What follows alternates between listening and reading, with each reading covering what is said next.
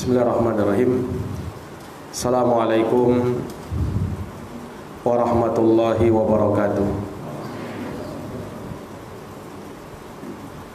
Innal hamdalillah nahmaduhu wa nasta'inuhu wa nastaghfiruh wa na'udzu billahi min syururi anfusina wa min sayyiati a'malina.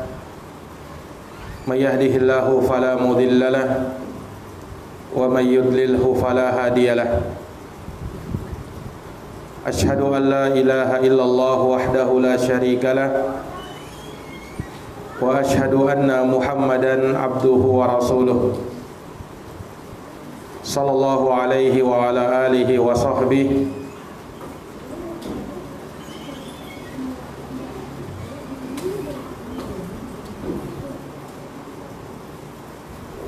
sallallahu alaihi wa ala alihi wa sahbihi wa man tabi'ahum bi ihsanin ila yaumiddin wa sallama tasliman katsira. Amma ba'd. Ikhwani fid din wa akhwati fillah, a'azzani Allah wa iyyakum. Alhamdulillah, bersyukur kita kepada Allah Rabbul Alamin pada malam hari yang baik ini, kembali dengan taufik dari Allah Subhanahu wa taala kita dapat berkumpul dalam majelis ilmu. Kita berharap semoga Allah Subhanahu wa taala senantiasa memuliakan kita di atas majelis ilmu, mengangkat derajat kita, meninggikan derajat kita, dan semoga Allah Subhanahu wa taala senantiasa mengistiqomahkan kita di atas majalisul ilm. Karena tentu saja di dalam majelis ilmu kita akan mendapatkan banyak kebaikan di dunia dan di akhirat. Makanya Allah Subhanahu wa taala menyatakan, yarfa'illahu alladhina amanu minkum walladhina utul ilma darajat. Allah akan mengangkat derajatnya orang-orang yang beriman di antara kalian, dan orang-orang yang berilmu diangkat beberapa derajat. Dan ini adalah janji Allah Subhanahu wa taala kepada mereka yang beriman dan berilmu, diangkat derajatnya oleh Allah Subhanahu wa taala. Dan Nabi menegaskan dalam hadisnya, innallaha yarfa'u bihadzal kitabi aqwaman wa yada'u bihi akharin. Sesungguhnya Allah mengangkat dengan sebab Al-Qur'an ini suatu kaum, dan Allah merendahkan kaum yang lain juga dengan sebab Al-Qur'an. Oleh karenanya kemuliaan ada pada ilmu. Siapa yang ingin menjadi orang mulia, maka hendaknya dia perhatian kepada ilmu. Terlebih yang berkaitan dengan ilmu akidah tauhid, ilmu yang sangat penting untuk kita pelajari, ilmu yang wajib untuk kita pahami, yang akan menjadi sumber keselamatan kita di akhirat nanti. Karena sebagaimana yang Allah nyatakan dalam Al-Qur'an, yauma la yanfa'u malun wala banun illa man atallaha biqalbin salim. Hari yang tiada bermanfaat harta dan anak-anak kecuali siapa yang menghadap kepada Allah dengan hati yang selamat. Kecuali siapa yang menghadap kepada Allah dengan hati yang selamat. Dan keselamatan hati manakala kita didik hati ini di atas akidah yang benar, di atas tauhid yang lurus, sesuai dengan apa yang diajarkan oleh Allah Subhanahu wa taala di dalam Al-Qur'an dan oleh nabinya Muhammad sallallahu alaihi wasallam di dalam sunnahnya. Nah, ikhwani fiddin wa akhwati fillah, a'azzani Allah wa iyyakum. Pembahasan kita dalam kitab Tauhid alladzi huwa haqqullahi 'alal 'abid telah sampai pada bab firman Allah Subhanahu wa taala, "Innama dzalikumus syaitan yukhawifu awliya'ah fala takhafuhum wa khafuni in kuntum mu'minin." Bab firman Allah Subhanahu wa taala, sesungguhnya itu hanyalah syaitan-syaitan yang mempertakuti wali-walinya. Maka janganlah takut kepada mereka, tapi takutlah kepadaku jika kalian adalah orang-orang yang beriman. Yang mana pada bab ini dijelaskan tentang bab terkait dengan rasa takut yang harusnya kita berikan kepada Allah, takut yang melahirkan pengagungan, pembesaran dan pemuliaan kepada zat yang ditakuti. Dan itu hanya diperuntukkan kepada Allah. Kapan takut yang seperti ini diperuntukkan kepada makhluk, maka itu adalah kesyirikan, kekufuran, karena dia telah menduakan Allah Subhanahu wa taala. Sebab al-khauf adalah ibadah, dan tidak boleh kita serahkan rasa takut yang melahirkan pengagungan, pembesaran, ketundukan kepada zat yang ditakuti kecuali Allah Subhanahu wa taala. Nah, di dalam bab ini walhamdulillah kita telah membacakan sejumlah ayat dan hadis, dan pada malam ini kita akan baca hadis yang terakhir, atau lebih tepatnya athar, karena dia mauquf walaupun nanti dihukumi marfu sampai kepada Nabi sallallahu alaihi wasallam, dari Aisyah radhiyallahu taala anha, zaujatun Nabi sallallahu alaihi wasallam, ini istri tercintanya Nabi sallallahu alaihi wasallam, ibunda Aisyah radhiyallahu anha. Beliau adalah As-Siddiqah bintus Siddiq, seorang wanita yang sangat jujur lagi berilmu, putri dari seorang yang bergelar As-Siddiq, yaitu Abu Bakar As-Siddiq radhiyallahu ta'ala anhu. Beliau sangat dicintai oleh Nabi.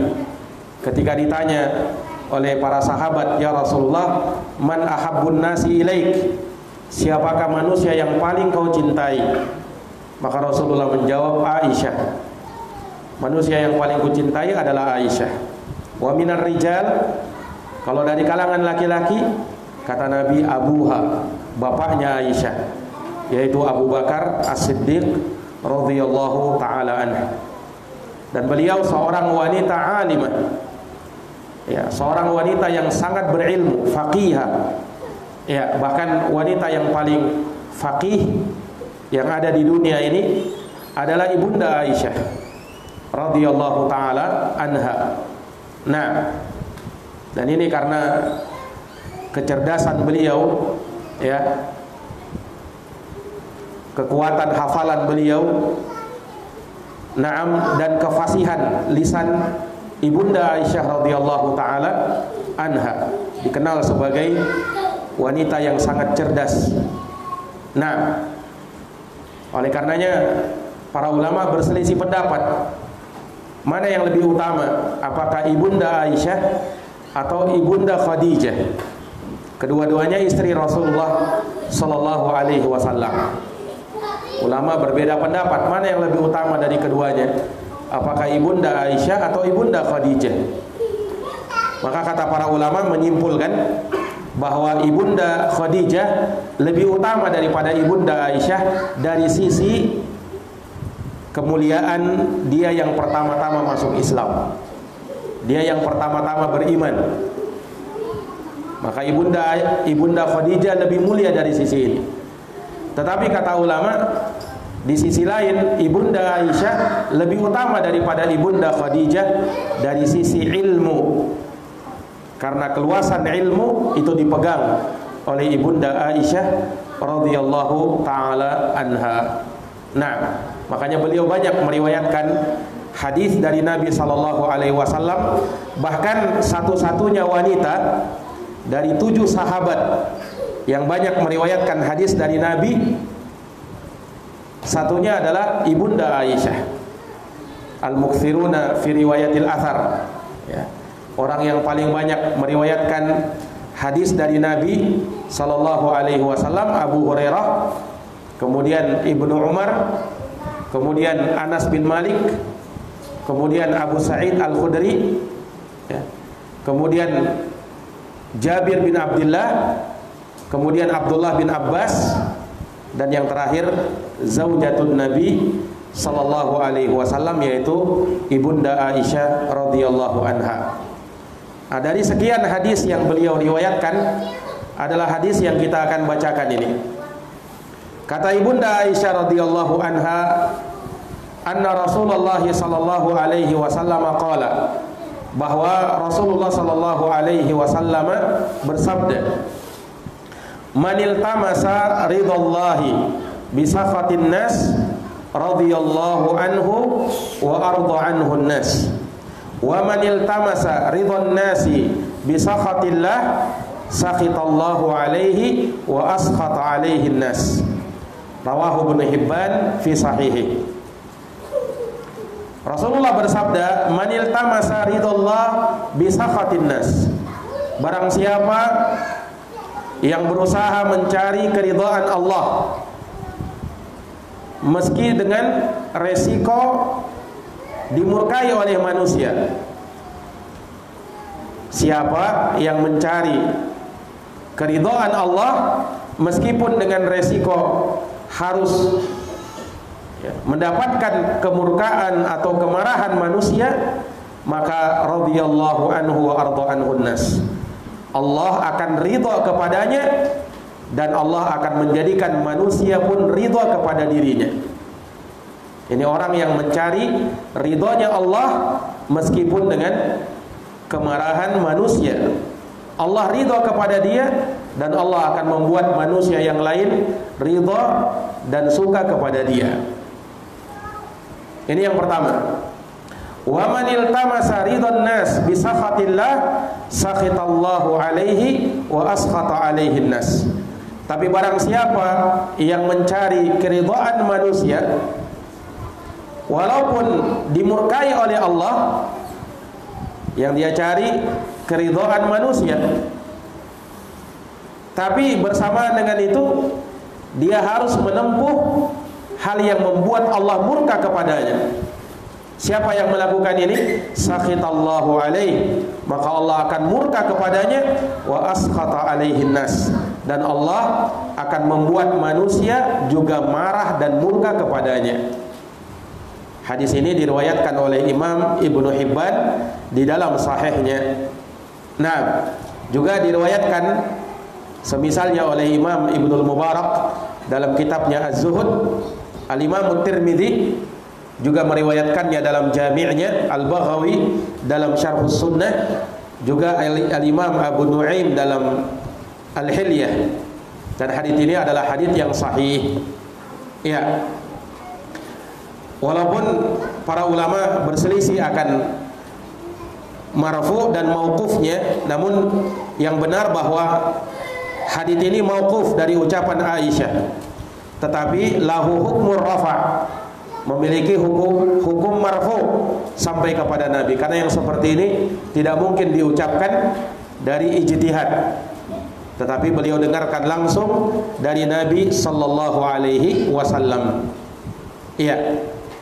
Yang menjadi inti pendalilan dari hadis ini terkait dengan bab rasa takut kepada Allah dan rasa takut kepada manusia, yaitu sabda Nabi, manil tamasa ridwan nas bisakhatillah, barang siapa yang berusaha mencari ridhonya manusia meskipun harus dimurkai oleh Allah, maka Allah murka kepadanya dan Allah akan membuat manusia pun murka kepadanya. Ya. Kenapa dia rela dimurkai oleh Allah untuk mencari keridhaan manusia? Nah, kata para ulama, karena rasa takutnya ya kepada manusia, jikalau manusia marah kepadanya itu lebih besar daripada rasa takutnya dia kepada Allah. Jadi rasa takutnya dia kepada manusia, nanti dia dimurkai oleh manusia, itu lebih besar daripada rasa takutnya dia kepada Allah. Dia tidak peduli Allah murka kepadanya, marah kepadanya, tidak peduli. Yang penting orang-orang bisa ridho dan baik kepadanya. Nah, ini orang ini, sehingga rasa takutnya kepada manusia jauh lebih besar daripada rasa takutnya kepada Allah. Buktinya dia tidak memperdulikan apapun yang mesti dia lakukan untuk membuat orang lain ridho kepada dia, meskipun harus melakukan dan menerjang keharaman, asalkan orang ridho kepadanya, dia rela untuk itu. Nah, ini tidaklah dia rela atau mau melakukan ini kecuali karena rasa takutnya kepada manusia lebih besar daripada rasa takutnya kepada Allah Subhanahu wa taala. Ini ikhwani fillah, ini celaan kepada orang ini. Ya, jangan sampai dia karena ingin supaya orang ridho kepada dia, ya, supaya orang baik sama dia, memandang dia dengan pandangan yang baik, maka dia akan lakukan segala cara meskipun harus menerjang keharaman, meskipun harus melakukan perkara yang diharamkan oleh Allah. Ini tidak benar yang seperti ini. Ya, seseorang harusnya menjadi orang yang pertama berusaha mencari keridhaan Allah meskipun manusia murka kepada dia. Karena akibatnya apa? Lihat kesudahannya, akibat yang nanti dia akan peroleh. Radhiyallahu anhu wa arda anhu nas. Allah ridho kepadanya dan Allah akan membuat manusia akan menjadi ridho kepada dia.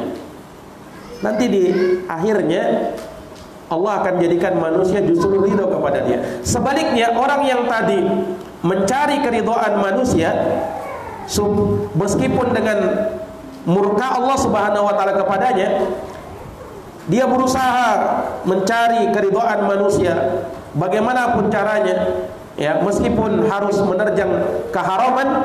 Akibatnya apa? Allah murka kepadanya dan Allah buat manusia pun murka kepadanya. Jadi apa yang dia cita-citakan justru dia tidak dapatkan. Apa yang dia cita-citakan justru dia tidak dapatkan. Nah, ini ikhwani fiddin a'azzani Allahu wa iyyakum. Maka ini kaidah yang disebut oleh para ulama bahwa orang kalau berniat dengan niat yang rusak, niat-niat yang buruk, maka dia tidak akan dapatkan apa yang dia inginkan itu. Justru sebaliknya. Ini hukuman bagi orang yang punya niat-niat yang jelek di dalam amalannya. Ya. Maka apa yang dia harapkan, apa yang dia inginkan, justru dia tidak dapatkan. Allah akan bermuamalah kepada dia dengan muamalah yang justru bertentangan dengan apa yang dia inginkan. Kalau keinginannya tersebut adalah keinginan yang jelek. Nah, berbeda kalau maksudnya adalah maksud yang baik, maka Allah akan kabulkan apa yang dia inginkan tersebut, apa yang dia maksudkan tersebut. Dari sini, ikhwani fillah, pentingnya kita untuk menata hati. Ya, pentingnya kita untuk apa? Menata hati. Ya, jangan sampai kita ini ya berusaha mencari perhatian orang, tapi melupakan Allah Subhanahu wa taala yang terus memperhatikan dia dimanapun dia berada. Ya, pada hari ini kan orang berusaha untuk mencari perhatian manusia itu luar biasa. Apalagi di zaman sekarang, ya, menuntut supaya bisa viral, supaya bisa terkenal. Ya, dia lakukan cara meskipun hal tersebut adalah cara-cara yang bertentangan dengan agama misalnya. Nah, dia lakukan hal-hal yang aneh-aneh, yang menyelisihi supaya bisa viral, supaya bisa terkenal. Ya, karena kaidahnya apa? Khalif tu'raf. Lakukanlah yang aneh-aneh, maka kamu akan terkenal. Nah, itu kaidahnya orang Arab.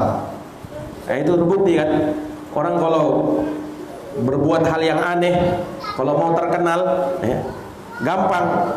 Lakukan aja yang aneh-aneh, ya, maka pasti akan terkenal. Ya, apalagi di zaman sekarang orang akan videokan, orang akan viralkan. Ya. Nah, ini karena ingin mencari apa?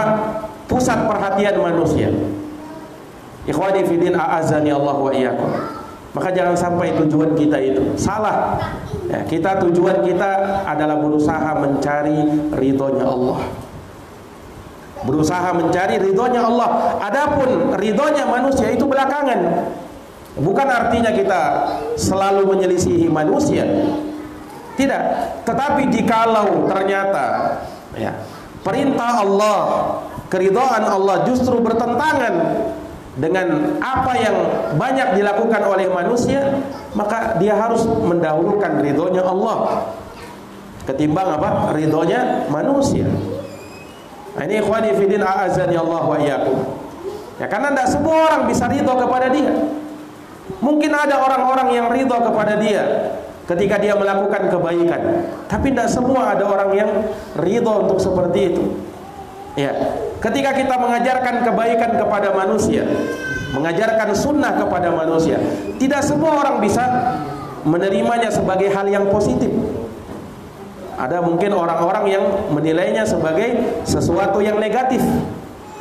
Dikatakanlah terlalu ekstrim, ya. Dikatakanlah nanti berpemahaman Wahabi, dikatakanlah nanti ya punya pemahaman yang terlalu keras, ekstrim dan lain sebagainya. Nah, ini ikhwani fiddin, a'azani Allah wa iyyakum. Kalau kita sibuk mau memikirkan apa kata orang, ya, maka kita akan sulit menjalankan agama ini dengan baik. Ya, fokuslah mencari ridhonya Allah, apapun yang akan dikatakan oleh manusia kepada kita. Karena kalau kita fokus kepada ridha Allah, ya, janjinya Allah akan ridha kepada kita. Dan nanti insya Allah akan membuat manusia pun ridha kepada dirinya.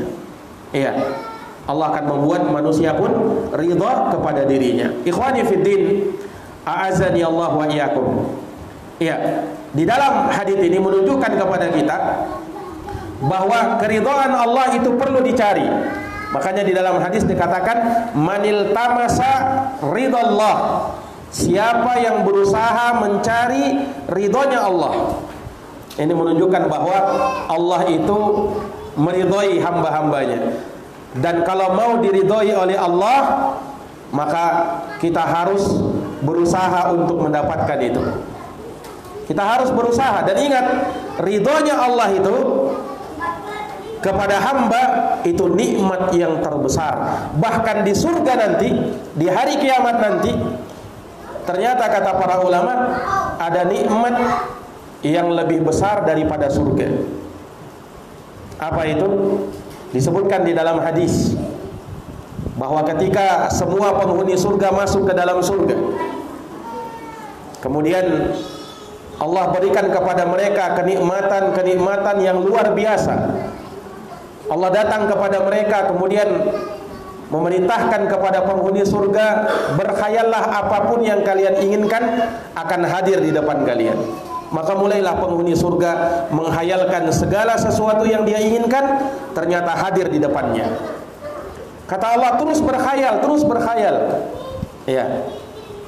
Maka ikhwani fiddin, a'azani Allah wa iyyakum, ya, setelah habis ternyata apa yang diinginkan oleh penghuni surga, semua yang dia inginkan ternyata hadir di hadapannya, maka Allah katakan, inginkah aku berikan kepada kalian suatu nikmat yang lebih besar lagi daripada itu? Ya. Maka penghuni surga mengatakan, nikmat apa lagi ya Allah?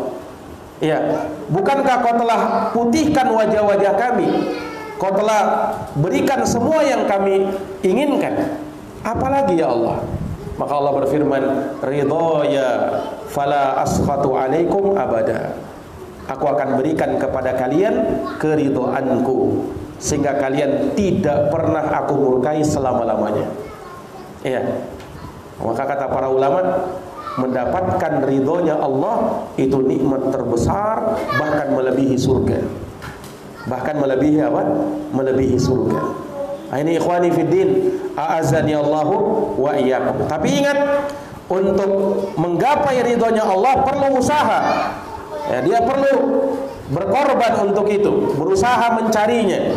Ya, supaya Allah Subhanahu wa taala betul-betul ridha kepada dirinya. supaya Allah Subhanahu wa taala betul-betul ridha kepada dirinya. Nah, dia cari itu. Ya persis seperti dia mencari kemuliaan di malam Lailatul Qadar. Karena Nabi juga perintahkan itu, iltamisuha fil ashri al-awakhir. Carilah kemuliaan malam Lailatul Qadar di 10 terakhir Ramadan. Nah, mencari keridhaan Allah juga seperti itu. Manil tamasa ridallah, siapa yang berusaha mencari ridhonya Allah, walaupun dengan menahan dan harus menanggung resiko murka dan kemarahan manusia kepada dirinya. Ini ikhwani fiddin a'azani Allahu wa iyyakum. Iya. Maka Allah Subhanahu wa taala atau Rasulullah sallallahu alaihi wasallam di dalam hadis ini memberikan ganjaran orang-orang yang berusaha mencari ridhonya Allah, akan ada hasil yang dia dapatkan. Iya. Dan ini sesuai dengan firman Allah Subhanahu wa taala, walladzina jahadu fina lanahdiyannahum subulana. Dan orang-orang yang berjuang, berjihad, bersungguh-sungguh di jalan kami, maka kami akan bukakan untuk mereka jalan-jalan hidayah.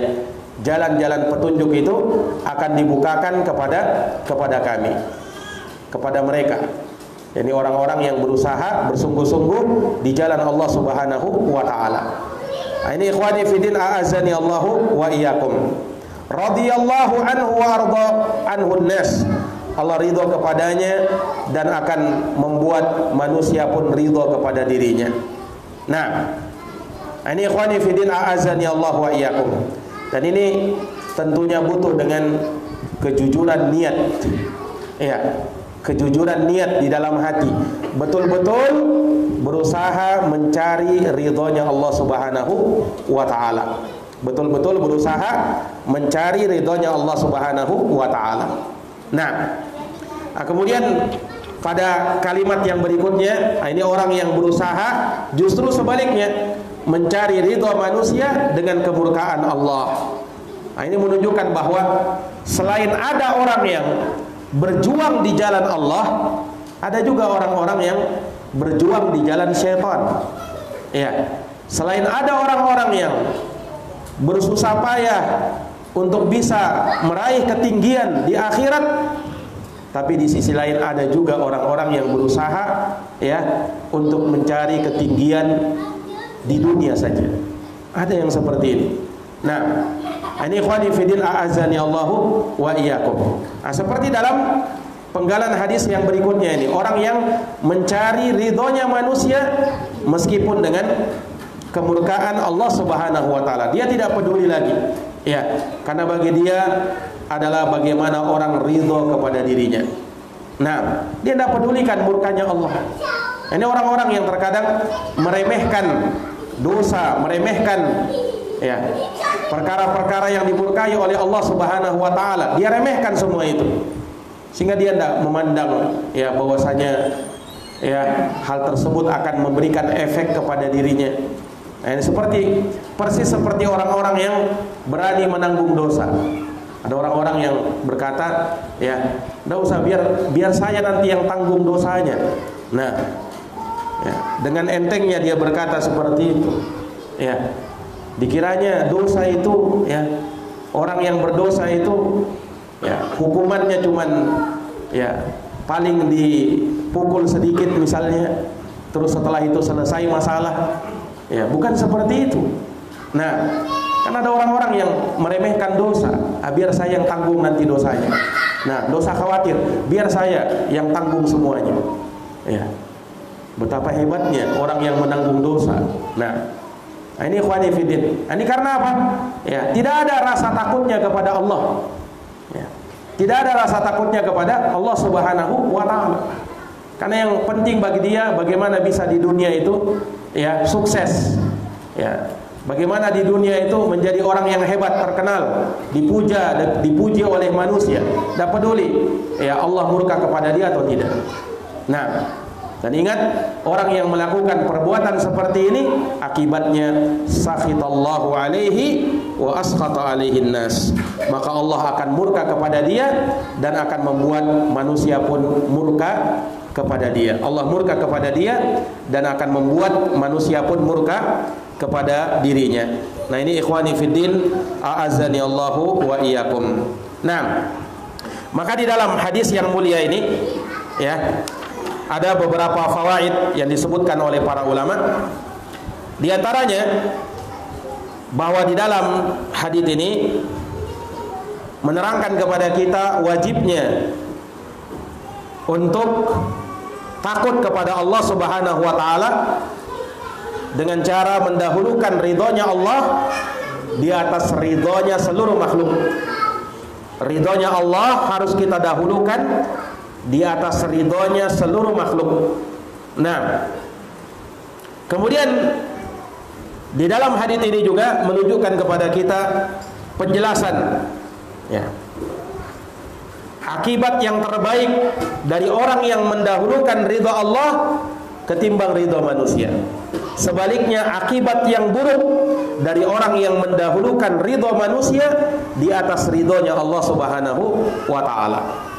Iya. Kemudian yang ketiga, perkara yang ketiga, hadis ini memberikan faedah kepada kita wujubut tawakkul 'ala Allah wal i'timadi 'alaihi. Wajibnya bertawakal hanya kepada Allah. Bersandar dan bergantung hanya kepada Allah. Kita mau bertawakal, tawakal itu kepada Allah. Bergantung, bersandar penuh hanya kepada Allah Subhanahu wa taala. Jangan kepada manusia. Ya. Bersandar kepada manusia, manusia lemah. Adapun kalau kita bersandar, bergantung kepada Allah, maka Allah adalah zat yang maha kuat. Iya.